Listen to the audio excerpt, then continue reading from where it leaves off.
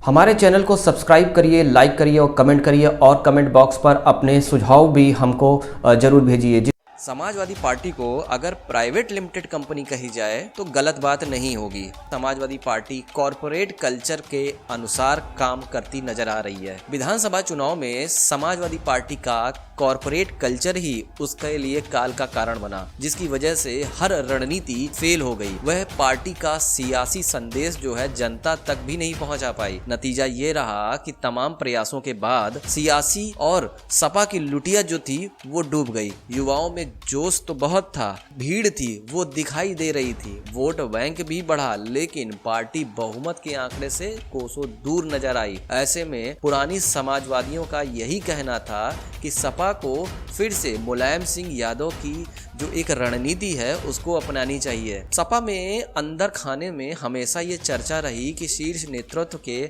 आसपास गैर सियासी अनुभव वाली टीम का घेरा है। यही नहीं, इस टीम के सदस्यों का जनता से सीधे सरोकार भी नहीं है। कॉरपोरेट कल्चर में विश्वास रखने वाले इनके सलाहकार, सिपह सलाहकार, नवरत्न, नगीने जो भी कहें, वो जनता से मिले फीडबैक पर कुंडली मारे बैठे हुए हैं। हमने आपको पहले भी ये चीज बताई, समाजवादी पार्टी में जो अखिलेश यादव के नगीने हैं, अखिलेश यादव के जो नवरत्न हैं, वो समाजवादी पार्टी को पूरी तरीके से निस्तेनाबूद करने की मंशा है और निस्तेनाबूद करने की पूरी तरीके से वो मन बना चुके हैं। नाम भी बता दे रहे हैं उनका। सबसे पहले उदयवीर, वीरों के वीर उदयवीर सिंह हैं। पिछले उनका जो ऑडियो भी वायरल हुआ जिसकी वजह से वो सुर्खियों में भी रहे, और कई ऐसे चीज भी हैं जिसकी वजह से ये सुर्खियों में रहते हैं। अखिलेश यादव के घेरा जो पहला घेरा होता है उसमें ये सबसे टॉप पर रहते हैं। किसको किससे भिड़ाना है, किसको किससे क्या चीजें करनी, ये सिर्फ उदयवीर सिंह बखूबी जानते हैं। उदयवीर सिंह हो गए, अभिषेक मिश्रा हो गए,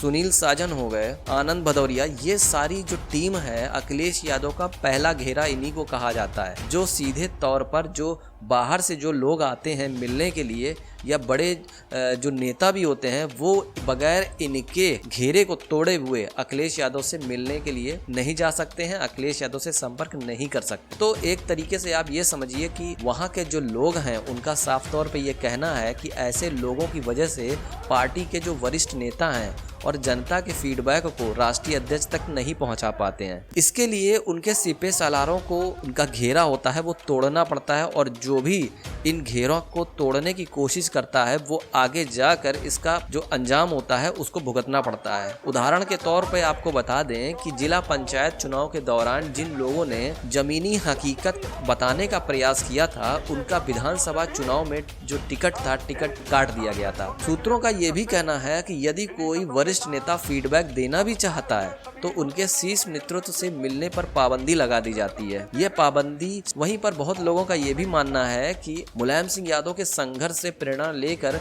एक सियासी गुलदस्ता तैयार करना होगा, कॉरपोरेट की अच्छाइयों को स्वीकार करना होगा और जनता से सीधे संपर्क करना होगा। लेकिन समाजवादी पार्टी 2012 में जब उसको जीत मिली थी तो वो एक बड़े गुरूर में थी, क्योंकि आप ये भी समझिए कि अखिलेश यादव को मुलायम सिंह की जो विरासत में राजनीति मिली थी और उसी के बाद ही अखिलेश यादव मुख्यमंत्री बने थे। इसके बाद पार्टी में कॉरपोरेट कल्चर शुरू हो गया था। गैर सियासी अनुभव वालों का घेरा बनते ही सपा सत्ता से दूर होने लगी। सत्ता के कई बड़े दिग्गज नेता भी इस बात को स्वीकार कर रहे हैं। शीर्ष नेतृत्व के आसपास रहने वाले घेरों में शामिल सदस्य एक दूसरे को सबक सिखाने की खुन्नस में ही पार्टी का नुकसान कर रहे हैं। इसका सबसे बड़ा असर टिकट बंटवारे में भी देखने को मिला था। टिकट में अदला बदली में ऐसे लोगों ने बड़ा खेल कर दिया, जिसका नतीजा ये हुआ कि जहां अदला बदली का खेल चला वहां पार्टी ने हार का सामना करना पड़ा। अब अखिलेश यादव को यह बात समझनी होगी, जितनी जल्दी इस कॉरपोरेट कल्चर से बाहर आए और अपने सियासी सलाहकार और सिपह सालारों का जो घेरा है उसको तोड़े और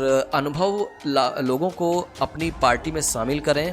जो सलाहकार समिति है उन समितियों को, सलाहकार जो लोग हैं उनको शामिल करें, बुद्धिजीवियों को शामिल करें और उनसे सलाह लें, क्योंकि इनके जो सलाहकार हैं, जो नवरत्न हैं, जो नगीने हैं, वो सिर्फ और सिर्फ अखिलेश यादव को बरगलाने का काम करते हैं और 400 सीटों तक जिताने का काम वही कर रहे थे, जिसकी वजह से नतीजा क्या हुआ आप सभी लोगों के सामने है। आज के लिए इतना ही, नमस्कार।